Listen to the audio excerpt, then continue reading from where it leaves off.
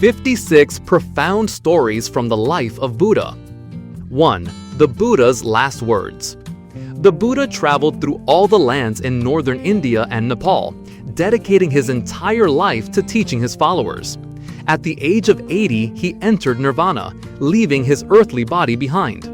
Before closing his eyes for the last time, the Buddha said, "Monks, this is my final advice to you. Everything in this world is subject to change. Nothing is permanent. You must strive to liberate your own minds."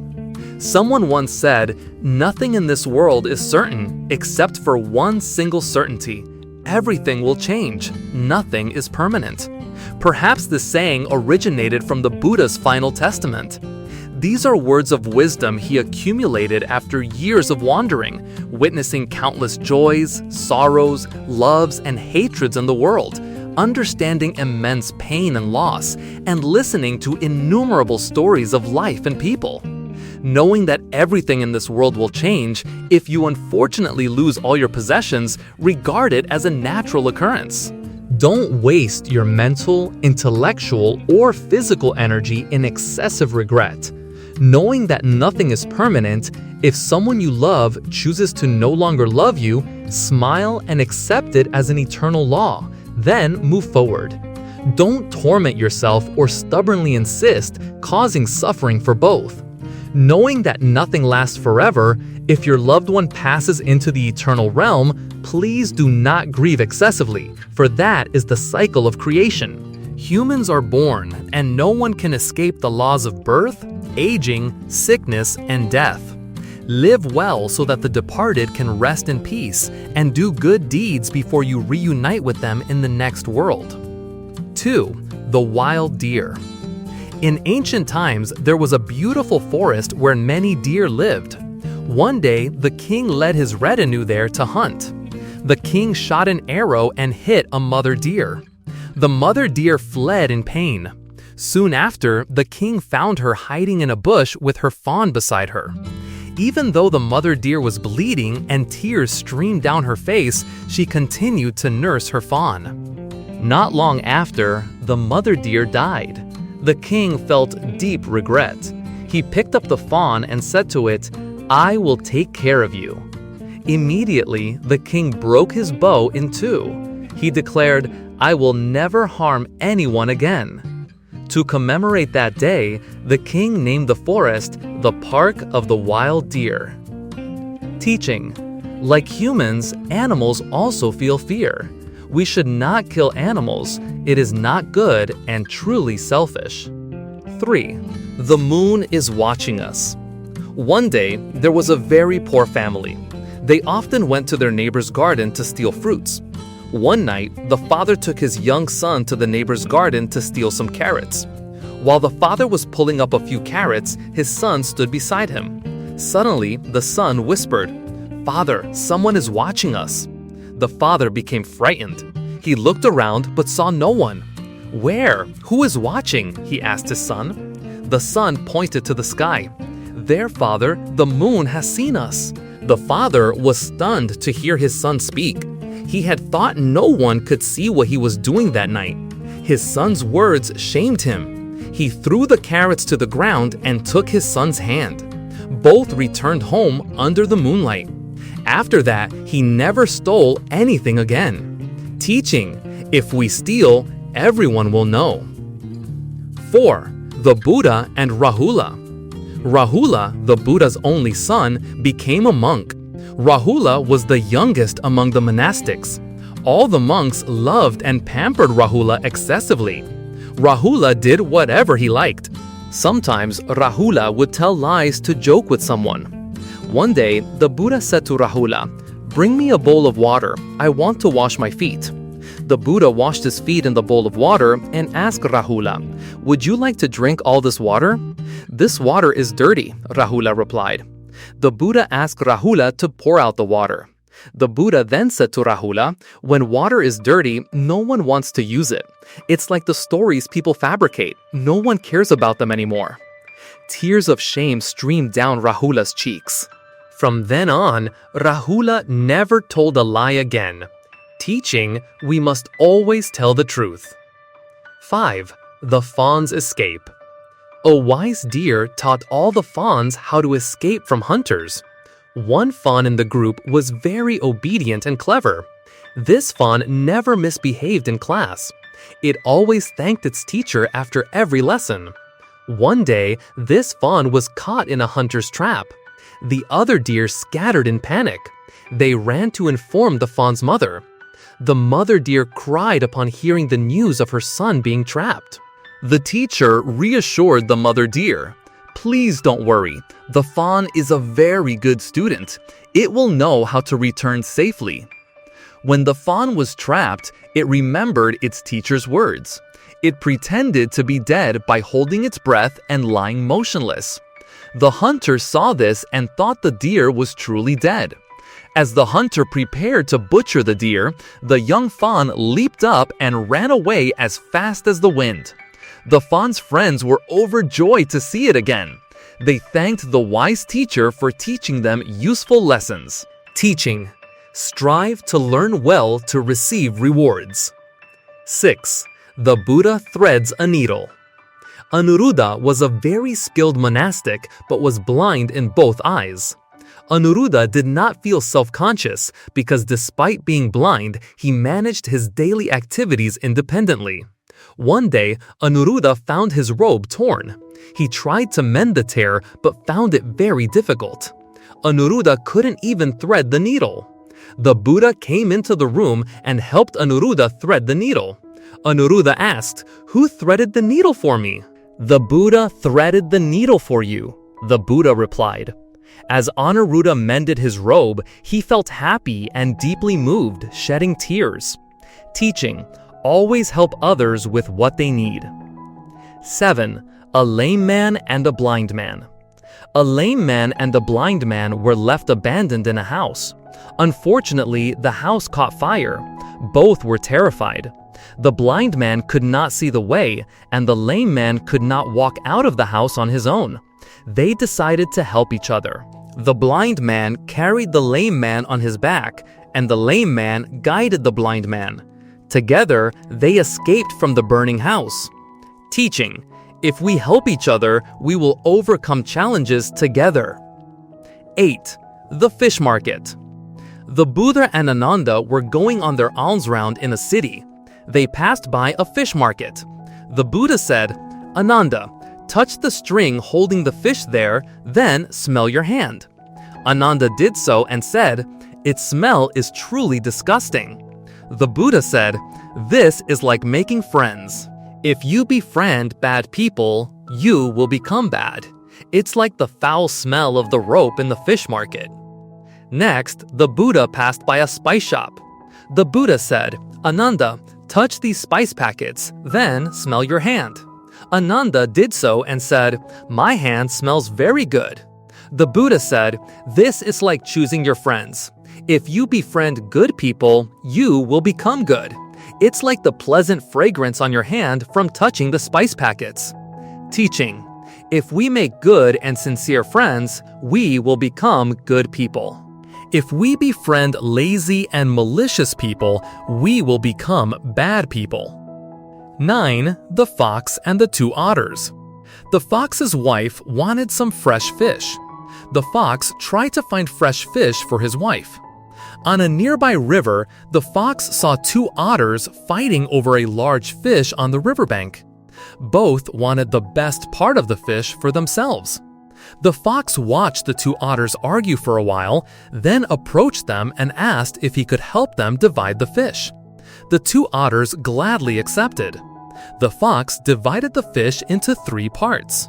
He gave the head part to one otter and the tail part to the other. While the two otters were pondering how the fox would divide the best part of the fish, the fox ran off with the choicest portion in his paws. Both otters could only blame themselves for being too selfish. Teaching, do not be selfish, share with others. 10. The snake's head and tail. The snake's tail argued with its head. The tail said, "You have led me for too long. Now it's my turn to lead you." The head replied, "I am the commander. I have eyes and a mouth." The tail retorted, "You need me to crawl. Without me, you cannot go anywhere." Unfortunately, the snake's tail got caught in a branch and couldn't break free. The head refused to help and let the tail take command. The head did not want to assist the tail. The tail could not see the way, and then the snake fell into a fire. The snake burned to death. Teaching: arguing with each other will hurt both sides. 11. The street sweeper. A woman worked as a street sweeper. Her job was very strenuous, so her clothes were dirty and smelled foul. Everyone avoided her when they saw her. People were astonished when they saw the Buddha speaking with her so cheerfully. They asked the Buddha, "You always tell us to be clean. Why do you speak with that foul-smelling woman?" The Buddha replied, "Even though that woman is foul-smelling, her soul is very pure. She is polite and works very hard to keep the streets clean for everyone. Some people look very clean and tidy, but their souls are filled with evil thoughts."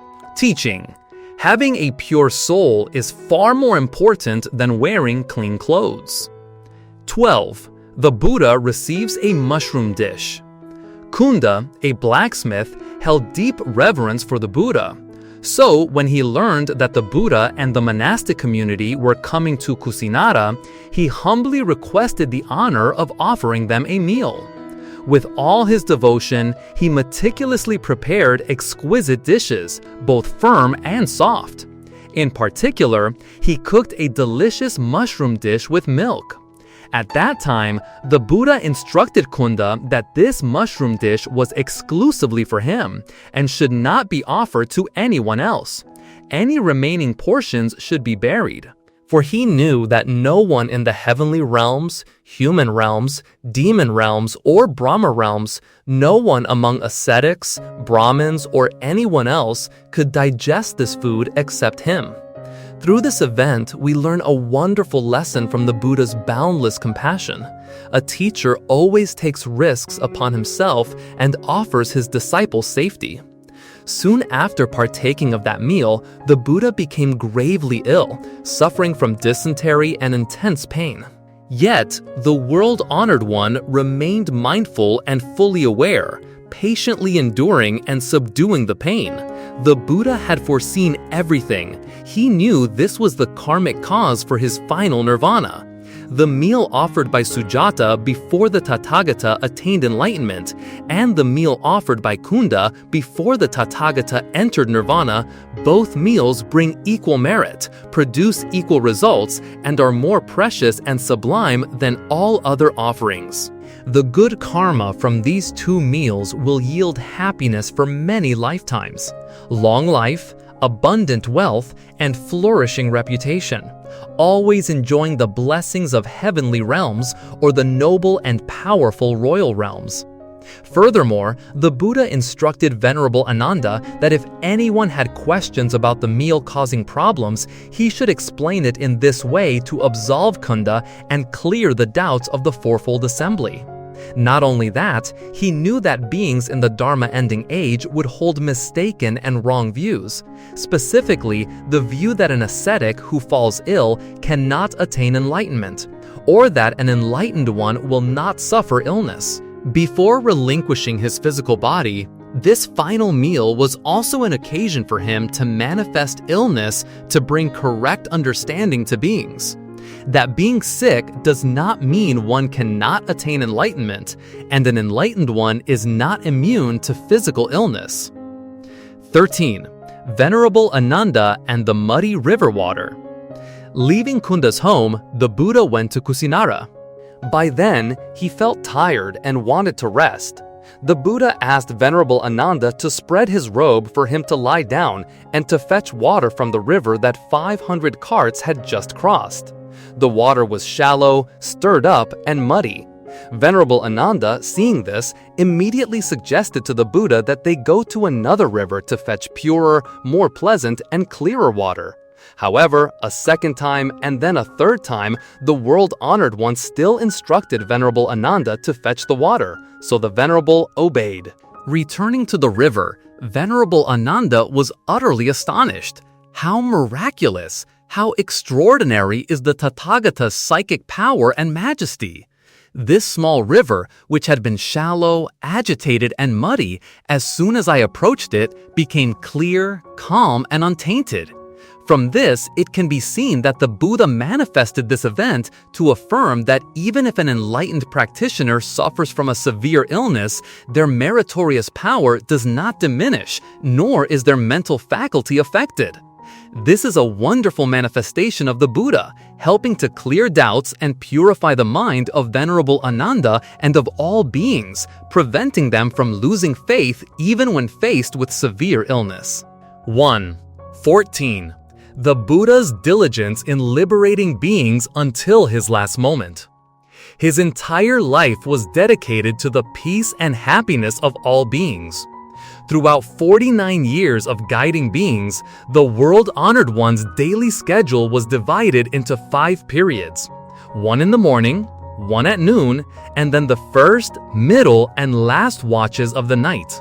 Every morning, the Buddha used his divine eye to observe the world, seeing who had sufficient conditions for him to come and liberate. If someone needed liberation, he would personally travel there on foot. In special cases, he could even use psychic powers to reach them, as in the story where he liberated Angunimala, transforming a notorious bandit into a virtuous person who ordained and later became a noble arhat. After that, he would go on his alms round until noon, then partake of his meal as suitable. At noon, the Buddha would rest, taking a brief nap to restore his spirit. Afterward, he dedicated time to instructing monastics who came from afar seeking his guidance. In the afternoon, from approximately 2 p.m. to 6 p.m. was the time when he would answer questions and resolve doubts for everyone, from kings and officials to common citizens, or anyone who wished to meet the Buddha and seek his instruction. The first watch of the evening, from 6 p.m. to 10 p.m., the Buddha reserved specifically for the monastics residing near his dwelling. The middle watch, from 10 p.m. to 2 a.m., was the time he dedicated to Devas, Brahmas, Sakka, the 4 great kings, and beings from various heavenly realms who came down to seek his guidance. The last watch, from 2 a.m. to approximately 5 to 6 a.m., was divided into 4 parts. The first part, from 2-3 a.m., the Buddha engaged in walking meditation. From 3 to 4 a.m., he rested, releasing his meditative concentration. From 4 to 5 a.m., he entered the Great Compassion meditation and extended his loving kindness everywhere, soothing the minds of all beings. After that, he observed the world to see who had sufficient conditions for him to come and liberate. Through the Buddha's daily schedule, we see that his entire life was indeed a life dedicated to liberating beings. Every moment, he acted for the benefit of beings. The Buddha was a special being, choosing auspicious and beneficial moments for all beings. And even in the moments before entering nirvana, he diligently continued to liberate beings. In the hours just before his final nirvana, there was a non-Buddhist ascetic named Subhadda, 120 years old. He ardently wished to meet the world-honored one. Fearing the Buddha was tired, Venerable Ananda and the monastic community prevented him from entering. The Buddha, perceiving Subhadda's sincere intention, agreed to let him in.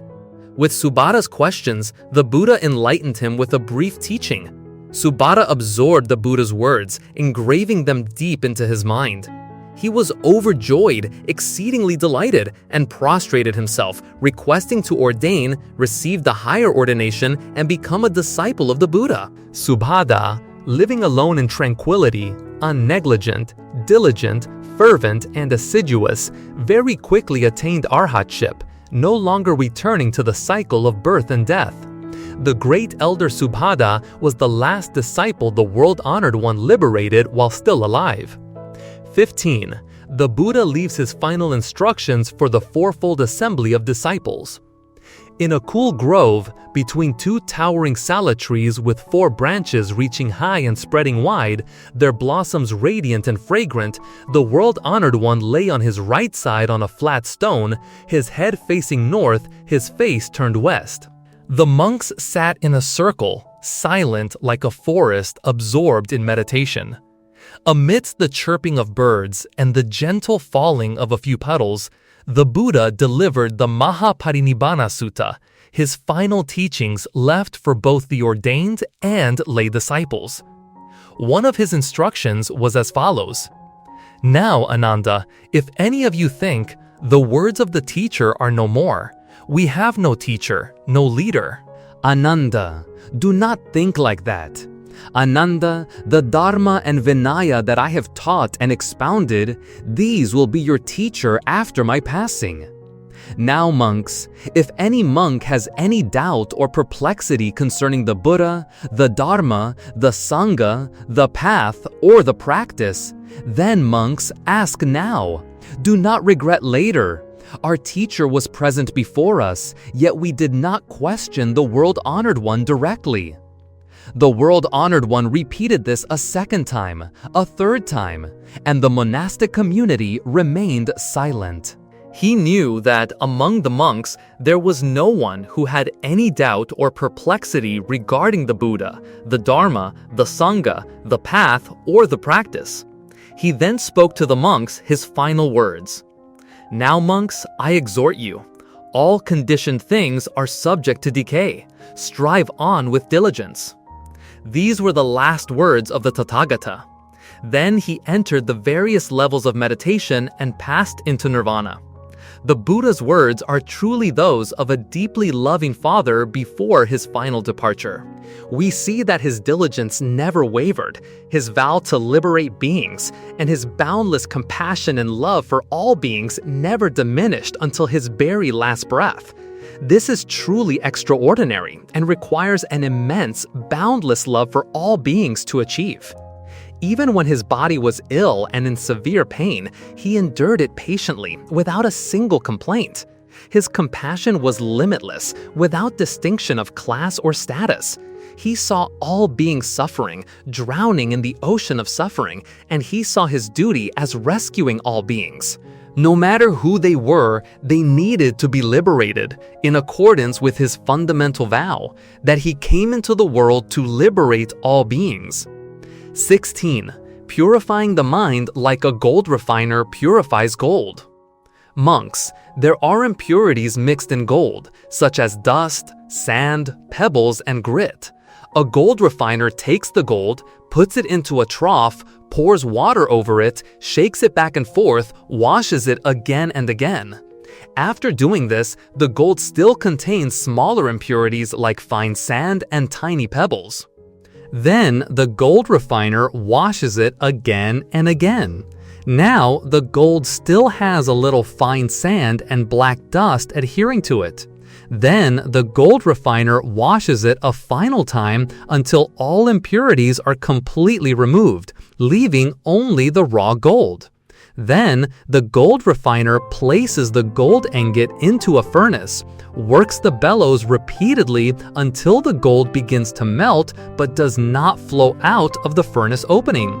He continues to work the bellows, but the gold has not yet achieved its true purity. He then continues to work the bellows until the gold becomes pliable, brilliant, unbroken, soft, and easy to work with.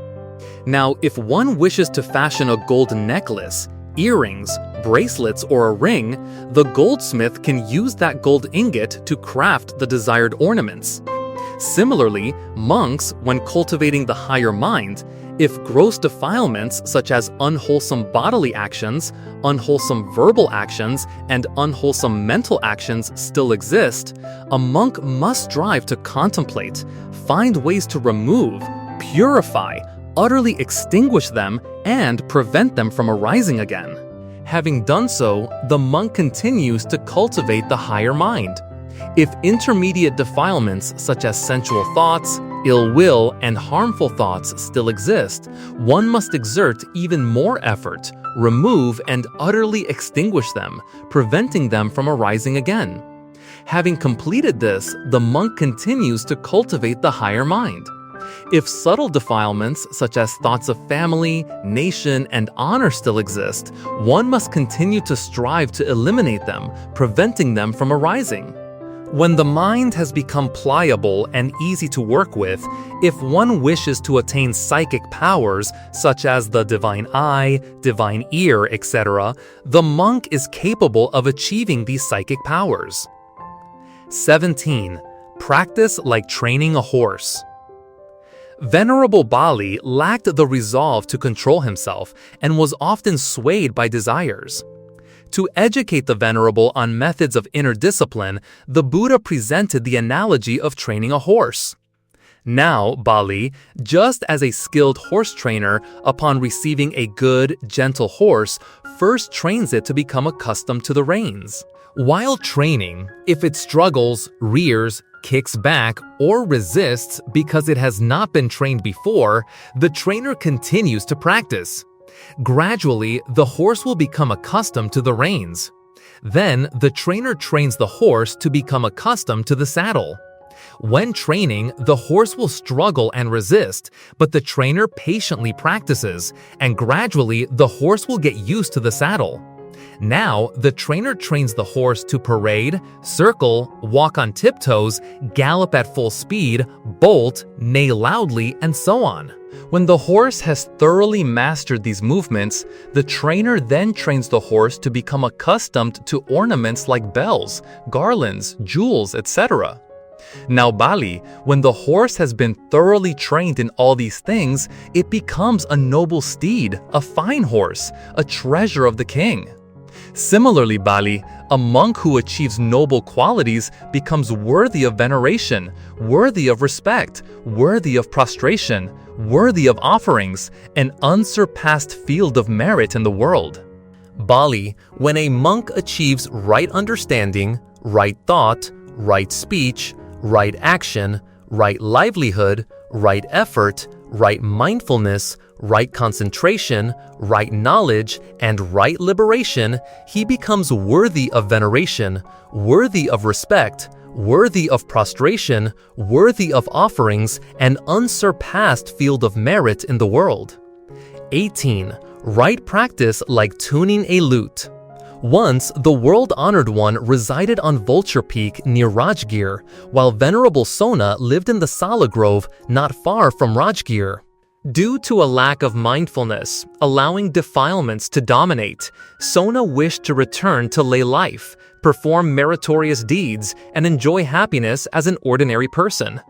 With his divine knowledge of others' minds, the world-honored one perceived his disciples' thoughts and immediately used his psychic powers to appear before Sona, asking him about his recent thoughts. Sona confessed his thoughts. The Buddha then asked him about his skill in playing the lute, which was Sona's forte, to encourage the Venerable to continue his diligent practice. Now, Sona, what do you think? When the strings of a lute are too taut, will it produce a harmonious sound? No, Blessed One. When the strings are too slack, will the sound be melodious? No, Blessed One. Then, when the strings are neither too taut nor too slack, just right, at the moderate level, will the sound be pleasing to the ear? Yes, Blessed One. Similarly, Sona, when the mind is too strenuous, agitation arises. When the mind is too lax, it leads to laziness. Therefore, you must apply your mind in a balanced way, neither too strenuous nor too lax. Only then will your spiritual practice progress.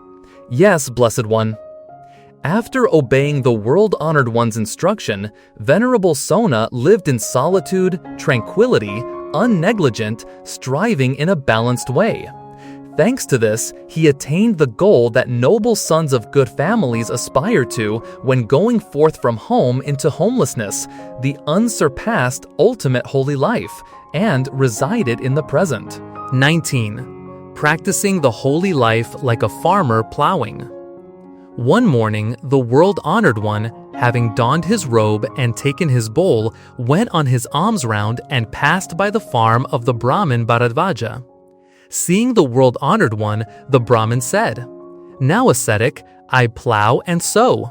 After plowing and sowing, I partake of the harvest.